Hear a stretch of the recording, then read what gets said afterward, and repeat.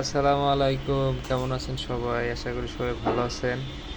আপনাদের দোয়ায় আমি অনেক ভালো আছি। তবে একটা বিষয় অনেক চ্যানেলে বলতেছে যে মালয়েশিয়ার রিক্রুটিং অনুমোদন দিছে। তো এই বিষয়টা একটু ক্লিয়ার করতে চাচ্ছি। আমি কম্পিউটারের সামনে আছি।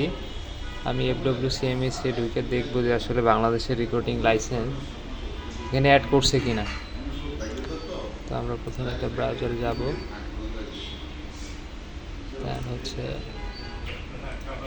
তারপর আমি লিখবো FWCMS।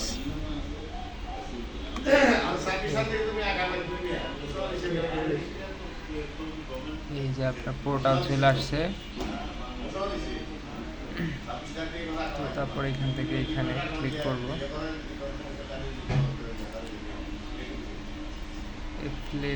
এখানে চাপ দিব। তারপরে এখানে যে মেডিকেল সেন্টার, এখানে ঢুকলে এই যে সিলেক্ট অর কান্ট্রি, এখানে বাংলাদেশের নাম চলে আসছে। এটা হচ্ছে মেডিকেলের লিস্ট। এই যে কাতারসিস মেডিকেল সেন্টার কোন জায়গায় কী আসার বিষয় সব এখানে আছে। তো আমি রিক্রুটিং এজেন্সি এইখানে চাপ দিলে আপনারা দেখবেন শুধু Cambodia, India, Myanmar, Pakistan, Philippines, Sri Lanka, Vietnam. বাংলাদেশের নাম কিন্তু এইখানে অ্যাড করে নাই। বাংলাদেশ, নেপাল অ্যাড করে না। এটা 15 তারিখের পরে হয়তো দেখা যাবে।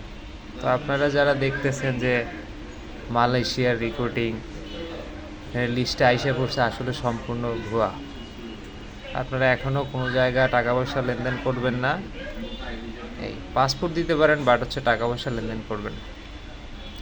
যখন এখানে রিক্রুটিং এজেন্সি চলে আসবে বা মেডিকেল শুরু হবে, মেডিকেল ফিট হওয়ার পরে তারপরে তার সাথে একটা এগ্রিমেন্ট করবেন যে কী কোম্পানি কী আসার বিষয়, তারপরে টাকা পয়সা লেনদেন করতে পারেন।